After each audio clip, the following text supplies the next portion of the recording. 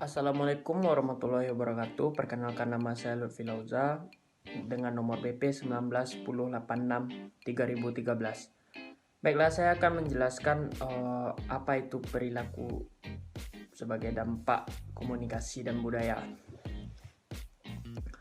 Komunikasi antar budaya itu termasuk kelompok antar budaya yang selalu mempunyai tujuan tertentu, yakni menciptakan komunikasi yang efektif melalui pemaknaan yang sama atas pesan yang disampaikan. Secara umum, sebenarnya tujuan komunikasi antar budaya ini antara lain untuk menyatakan identitas sosial yang dijembatani perbedaan antar budaya melalui perolehan informasi baru. Menurut William Howell, setiap individu itu mempunyai tingkat dan kesadaran kemampuan yang berbeda-beda dalam berkomunikasi antar budaya. Kemampuan itu terdiri atas 4 kemungkinan. Yang pertama, seorang itu sadar bahwa dia tidak mampu memahami budaya orang lain. Yang kedua, dia sadar juga bahwa dia mampu memahami budaya orang lain. Yang ketiga juga, dia tidak sadar bahwa dia mampu memahami budaya orang lain. Yang keempat juga, dia tidak sadar bahwa dia mampu menghadapi perbedaan antar budaya. Kehadiran globalisasi dapat juga merubah kehidupan suatu bangsa itu sendiri. Perubahan globalisasi juga dapat dilihat dengan berbagai bidang kehidupan. Salah satunya juga dalam bidang sosial budaya. Dalam sebuah proses, globalisasi berlangsung melalui 2 dimensi, yaitu dimensi ruang dan dimensi waktu. Dimensi ruang itu dapat dikatakan sebagai sebuah jarak, baik itu dekat maupun jauh. Sedangkan kalau yang waktu itu interaksi yang tentu saja tidak dapat terlepas dari pesatnya perkembangan teknologi informasi dan komunikasi itu sendiri. Perubahan teknologi komunikasi dewasa ini juga membawa banyak dampak sosial budaya yang berubah. Tidak hanya terjadi di pola pikiran setiap manusia itu sendiri, namun juga berdampak pada perubahan perilaku secara sosial. Dalam hal sosial dan budaya TIK ini yang sedikit baik positif maupun negatif, setiap masyarakat selalu mengalami perubahan itu sendiri sepanjang masa. Kemajuan teknologi ini membuat berbagai kalangan masyarakat, terutama kalangan anak-anak, remaja yang mengalami kemerosotan moral.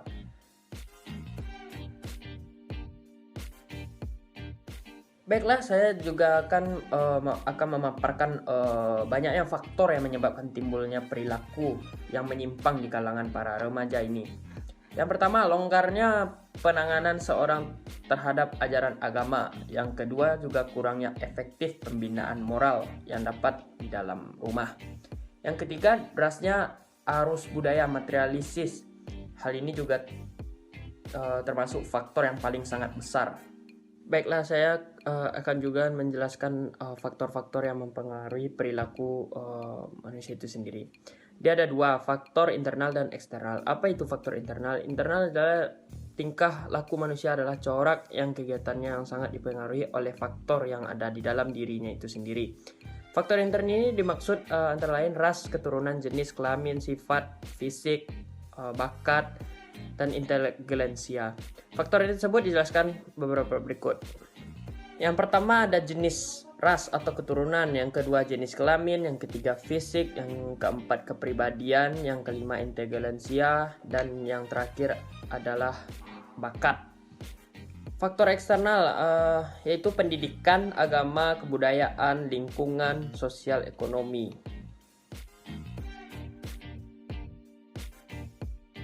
Tentang komunikasi verbal dan komunikasi nonverbal. Komunikasi verbal adalah suatu kegiatan percakapan atau penyampaian informasi yang dilakukan seorang kepada orang lain. Sedangkan komunikasi nonverbal adalah komunikasi yang menggunakan pesan nonverbal. Istilah nonverbal biasanya digunakan untuk melukiskan sebuah peristiwa komunikasi di luar kata-kata terucap dan tertulis.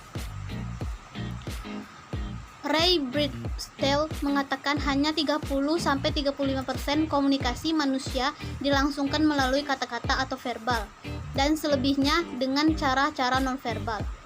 That letter menyebutkan 6 alasan penting dari pesan nonverbal, yaitu 1. Faktor nonverbal sangat menentukan makna dalam KAP. 2. Lebih cermat dalam menyampaikan perasaan dan emosi. 3. Relatif bebas dari penipuan, distoris, dan keracunan. 4. Mempunyai fungsi metakomunikatif untuk komunikasi berkualitas tinggi. 5. Lebih efisien dibanding verbal. 6. Merupakan saran sugesti yang paling tepat. Klasifikasi pesan nonverbal. Jaludin Rahmat mengelompokkan pesan nonverbal sebagai berikut. Pesan kinetik, pesan nonverbal yang menggunakan gerakan tubuh yang berarti.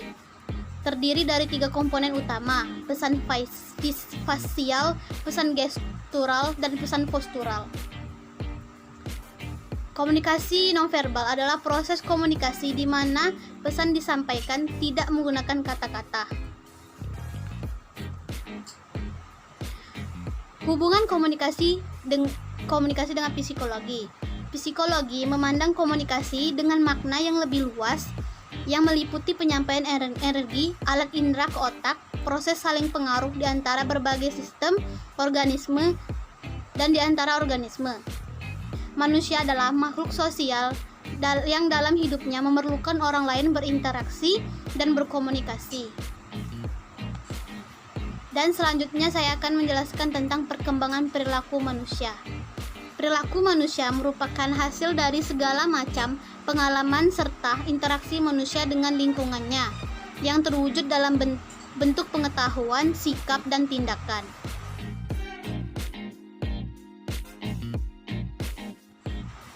Dan selanjutnya saya akan menjelaskan tentang perkembangan perilaku manusia.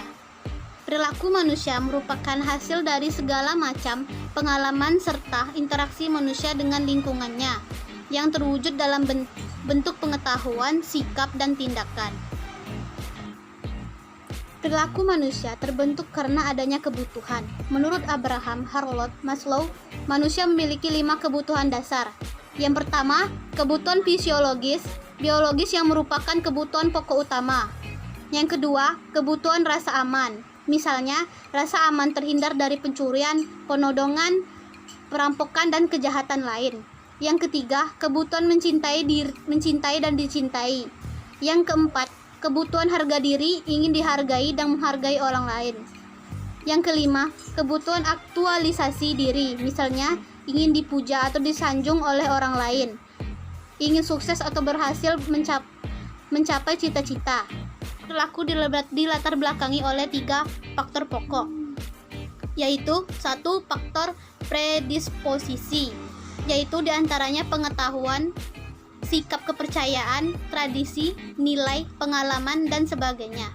Yang kedua, faktor yang mendukung, yaitu diantaranya ketersediaan sumber daya, fasilitas kesehatan, fasilitas transportasi, fasilitas pelayanan, dan sebagainya.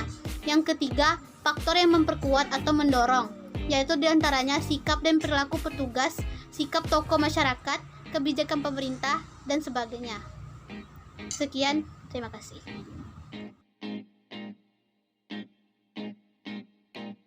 Hai, nama aku Diva Nurakmelia, BP 1910861023. Di sini aku akan menjelaskan 2 materi. Yang pertama tentang teori perilaku dan yang kedua tentang perilaku agresi pada anak dan remaja.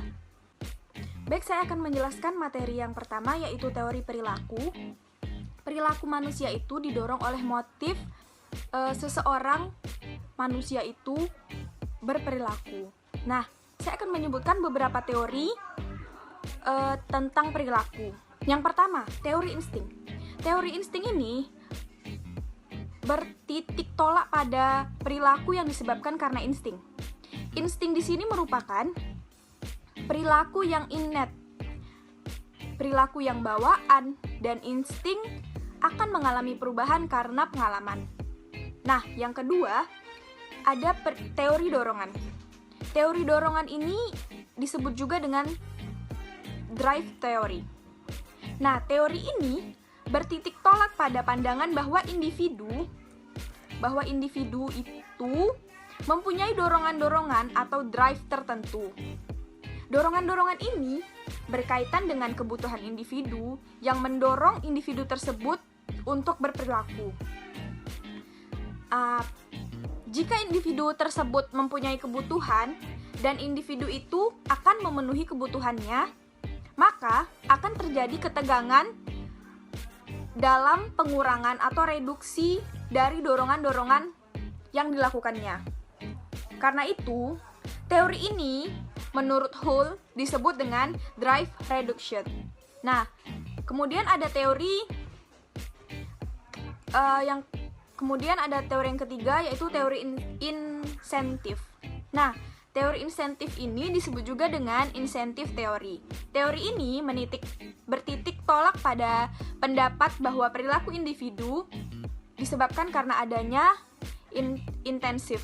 Dengan adanya intensif akan mendorong individu berbuat dan berperilaku.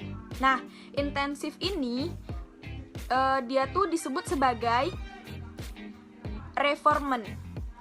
Reformen itu ada reformen positif dan reformen negatif.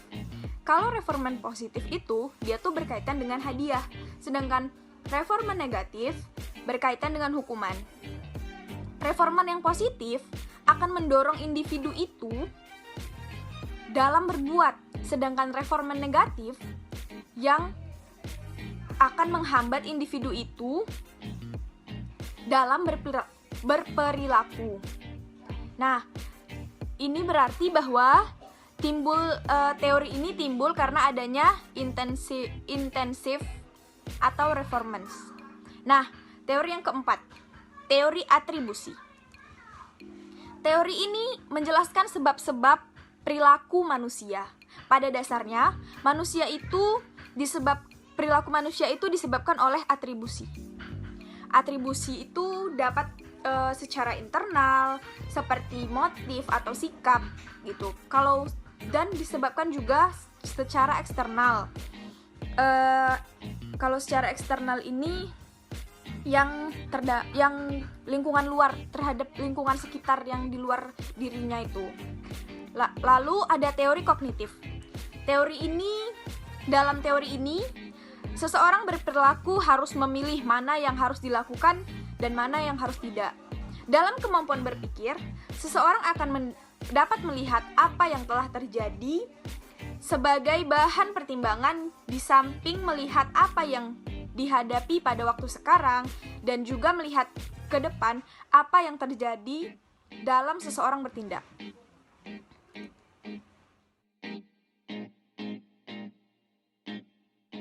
Lalu, saya akan menjelaskan tentang materi yang kedua, perilaku agresi pada anak dan remaja. Sebelumnya kita harus tahu dulu, agresi itu apa sih? Nah, agresi menurut Baron adalah bentuk perilaku yang disengaja terhadap manusia atau makhluk hidup dengan tujuan untuk melukai atau membinasakan, dan orang itu akan diserang berusaha untuk menghindar. Dalam pengertian tersebut, terdapat 4 masalah penting. Yang pertama, agresi itu perilaku. Dengan demikian, segala aspek yang terdapat dalam agresi itu adalah perilaku. Contohnya tuh seperti emosi. Terus, yang kedua tuh ada unsur kesenjangan. Terus ada sasaran. Sasarannya itu adalah makhluk hidup. Contohnya manusia. Ada usaha untuk menghisap darah korban. Nah, terus menurut Barquist, agresif itu adalah segala bentuk perilaku yang dimaksudkan untuk menyakiti seseorang baik secara fisik maupun mental. Terus menurut Sarason, agresi itu adalah sesuatu serangan yang dilakukan oleh suatu organisme terhadap organisme lain, bahkan pada diri sendiri. Definisi tersebut berlaku bagi semua makhluk. Nah, kemudian anak-anak, sekian pengertian agresi. Kemudian kita masuk ke anak-anak. Anak-anak yang sering melakukan agresi ini biasanya dia yang pertama akan menyakiti dirinya atau menyakiti orang lain. Maksudnya di sini adalah dia tuh menyakiti dirinya tuh akan menyebabkan kesakitan pada dirinya atau pada orang lain. Yang kedua itu sasaran yang diinginkannya itu tidak tercapai. Jadi sebenarnya dia tuh ingin menyakiti seseorang atau orang lain. Nah, tidak sesuai sasarannya. Lalu yang ketiga adalah sering melanggar perilaku agresinya, sering melanggar norma. Maksudnya di sini perilaku yang dilakukannya itu melanggar norma-norma seperti sering mendorong, memukul, berkelahi, terus menyerang dengan menggunakan kaki, menggunakan tangan, menggunakan tubuhnya dalam berkelahi dengan teman-temannya. Kemudian dia menyerang bentuk verbal seperti adu mulut, mencaci, mengejek, terus berbicara kotor kepada temannya. Nah, terus tingkah laku muncul karena dia tuh ingin menunjukkan kekuatan pada kelompok tertentu. Makanya agresi itu muncul pada anak-anak. Perilaku agresi pada remaja disebabkan oleh faktor kepribadian.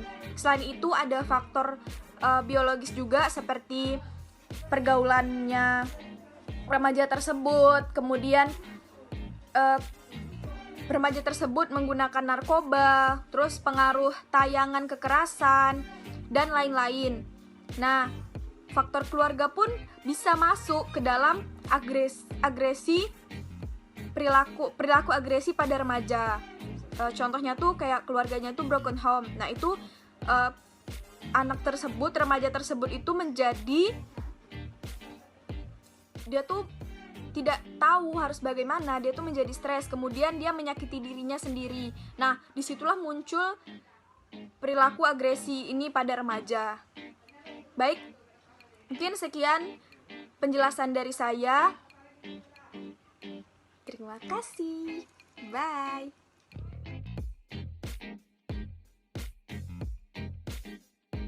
Saya akan menjelaskan bagaimana menjinakkan perilaku agresi pada anak dan remaja. Seperti yang kita bahas pada materi sebelumnya, yaitu tentang perilaku agresi pada anak dan remaja.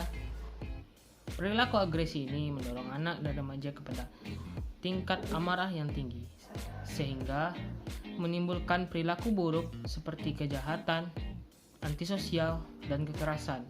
Hal ini akan berdampak buruk pada prestasi dan juga kesehatan fisik dan mental anak. Dalam melakukan pencegahan perilaku agresi ini tentunya tidak bisa dilakukan dengan tindakan kekerasan juga. Hal itu hanya akan memperkeruh masalah yang ada. Menurut Laila Siddiqoh pada jurnalnya menyatakan bahwa cara yang efektif dalam mengurangi perilaku agresi pada anak dengan melakukan pendekatan kognitif perilaku. Karena pendekatan ini tidak hanya terfokus kepada kognitif saja, namun juga berfokus pada afektif. Pendekatan ini dinilai mampu mengelola amarah anak dan remaja dengan aktivitas yang mampu meningkatkan kemampuan anak dalam mengenali amarah serta mengetahui cara-cara pengendalian amarah tersebut.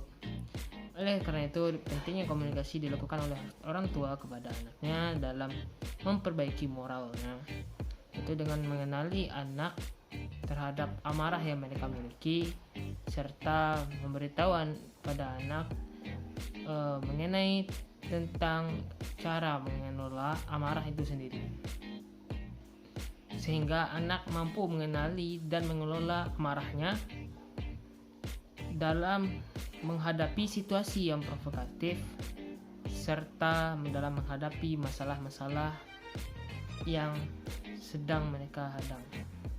Baiklah, sekian dari saya.